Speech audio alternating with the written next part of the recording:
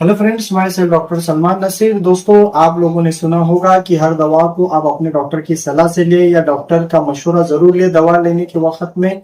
इसका इम्पोर्टेंस आप इस वीडियो में जरूर जानेंगे दोस्तों, क्योंकि जो दवाइयां होती हैं वो जहां एक तरफ फायदा देती है, लेकिन समटाइम्स कभी कभार जो है किसी किसी पेशेंट्स को, यानी इसके जो रेशियो है बहुत ही रेयर है, 5 से 10% ही ऐसे कुछ लोग हैं जिनको किसी दवा से साइड इफेक्ट्स हो जाता है।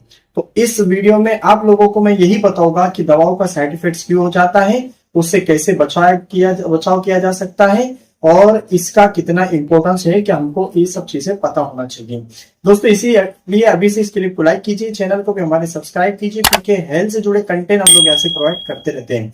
दोस्तों, हर दवा जहां फायदा देती है, कहीं ना कहीं उसके कुछ नुकसान भी होते हैं। हर दवा, अगर कोई पर्टिकुलर पूछे कि किस दवा से क्या साइड इफेक्ट होते हैं, तो मैं आप लोगों को बता दूं कि दोस्तों, किसी भी दवा से, इवन पैरासीटामोल से भी जो है आपको साइड इफेक्ट्स हो सकते हैं। और मैंने खुद अपनी प्रैक्टिस में ऐसे पेशेंट देखा, और मेरे पास ऐसे पेशेंट मौजूद हैं जिनको पैरासीटामोल से भी एलर्जी है। तो पर्टिकुलर कोई मेडिसिन नहीं है जिसकी कोई साइड इफेक्ट ना हो, बल्कि हर मेडिसिन के साइड इफेक्ट होते हैं। अब साइड इफेक्ट किसको बोलते हैं दोस्तों? जो कि छोटे से छोटे नुकसान से लेकर बड़े से बड़ा नुकसान कर सकती है। यानी कि साइड इफेक्ट में क्या क्या देखे जा सकता है।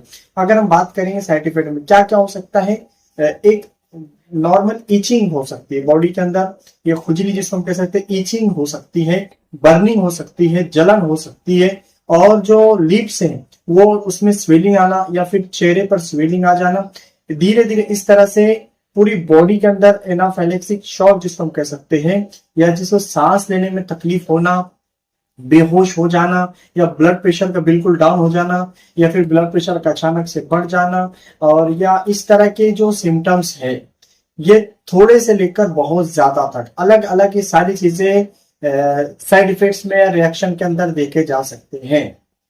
अब मैं आप लोगों को बताऊंगा कि वो कौन सी दवाइयां हैं जो साइड इफेक्ट्स करती है। जैसे शुरुआत मैंने आपको बताया कि सभी दवा से कुछ ना कुछ साइड इफेक्ट्स किसी ना किसी को होता ही है, लेकिन पर्टिकुलर कुछ ऐसी दवाइयां जिससे ज्यादा चांसेस है, जैसे जैसे कि लेकिन दोस्तों, एंटी कन्वर्जन की जो दवाइयां होती है, यानी कन्वर्जन के अंदर जो दवाइयां दी जाती है, उसके साइड इफेक्ट के ज्यादा चांसेस होते हैं, उसके रिएक्शन के ज्यादा चांसेस होते हैं। इसके साथ ही दोस्तों, जो एनेस्थेटिक्स, जो दर्द निवारक दवाइयां हैं, उसमें डाइक्लोफिनेक हो, किसी किसी को निमोसिलाइड है, तो इस तरह की दवाइयों से, दर्द की दवाइयों से भी बहुत ज्यादा चांसेस है साइड इफेक्ट से। इसके अलावा फ्लुकोनोल, साथ ही सल्फा जो ग्रुप होता है, उसकी वजह से एंटीबायोटिक्स में भी कुछ दवाइयां जैसे कि पेनिसिलिन, और जिन जो दवाइयां और कुछ ऐसी चीजें हैं कि दवाइयों के अलावा भी अगर दवाइयों का गलत तरीके से इस्तेमाल में लाया जा रहा है, यानी कि उसके उसूल के खिलाफ, जैसे कि उसकी डेट खत्म हो गई है, साइड यानी एक्सपायर अगर मेडिसिन ले रहे तो उससे कुछ नुकसान हो सकते हैं। इसलिए इसके हम हैबिट डालें, जब हम मेडिसिन लेते हैं तो उसकी डेट चेक करें। उसके अलावा ड्रग इंटरएक्शंस, यानी कोई दवाई होती है जिसके साथ में दूसरी दवाई नहीं चलती, तो उसको बिल्कुल नहीं लेना है। ऐसी बहुत सी दवाइयां हैं, अगर उसको हम बहस करेंगे तो बहुत लंबी वीडियो बन जाएगी, लेकिन आप जो है इतना समझ लीजिए, जब भी कोई दवा ले रहे हैं तो उसके साथ में कोई दवा लेना चाहिए या नहीं लेना चाहिए, अपने डॉक्टर की सलाह। यहाँ इंपॉर्टेंस आपको डॉक्टर के समझना चाहिए कि वही बताएंगे आपको कि इसके साथ में बहुत सारी ऐसी प्रॉब्लम होती है जिसमें एंटासिड, या फिर जो एसिडिटी की जो गोली जिसको हम बहुत ही कॉमन समझ लेते हैं, वो गोली, वो टैबलेट, वो दवाई तक नहीं चलती। तो ये इंपॉर्टेंस है इंटरेक्शन का, यानी एक दवाई के साथ दूसरी दवाई लेना, ये भी नुकसान कर सकती है। उसके अलावा जैसे मैंने आपको बताया, और दवा की टॉक्सिसिटी कब बढ़ जाती है या साइड इफेक्ट्स में तो कब बदल जाती है, जब हम उसको ओवरडोज कर लेते हैं।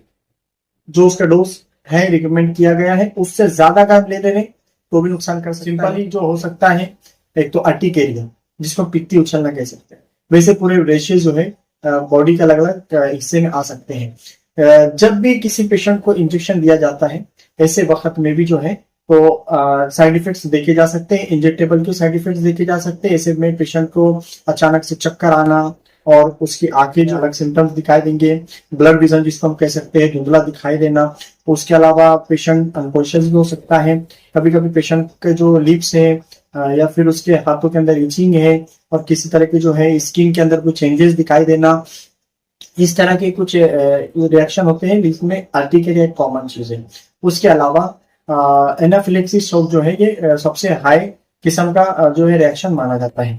अब इसमें करना क्या है, तो दोस्तों ये जो पार्ट है ये डॉक्टर्स के लिए होगा कि इसमें एविल, डेक्सा और यहाँ से लेकर हाइड्रोकॉर्ड और जो पेशेंट की सिचुएशन हो अगर ज्यादा नहीं है, क्योंकि जो भी रिएक्शन होता है कभी कभी इंस्टेंट होगा, कभी कभी 7 दिन 14 दिन के अंदर भी हो सकता है। जी हाँ दोस्तों, कि जो भी साइड इफेक्ट्स होते हैं या जो भी रिएक्शन होता है ड्रग्स का वो इंस्टेंट या जल्द भी हो सकते हैं और कभी कभार ये 1 हफ्ता 10-12 दिन के बाद भी दिखाई दे सकते हैं।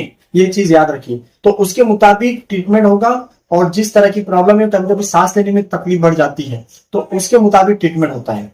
तो ये चीज को हम समझने की जरूरत है। और जब भी इस तरह की कोई पेशेंट होते हैं कभी कभी उनको ओरल मेडिसिन भी देने की नौबत आती है। ओरल जो है जैसे कि जो भी एंटी हिस्टामिन्स है या स्टेरॉइड्स है या फिर जो भी दवाइयां होती है, कभी ओरल में होती है, कभी इंजेक्टेबल में होती है, मैनेज करना होता है फर्स्ट।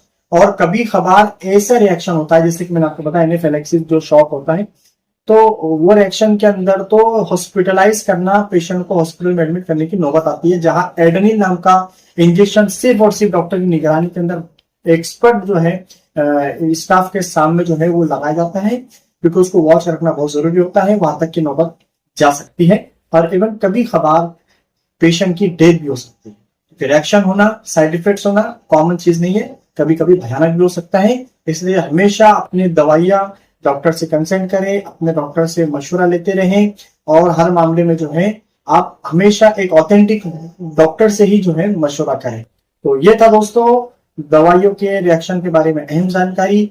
आई होप अच्छे समझ में आ गया होगा। कोई कंफ्यूजन आपको है तो आप क्वेश्चन कर सकते हैं कमेंट के जरिए से। Thank you.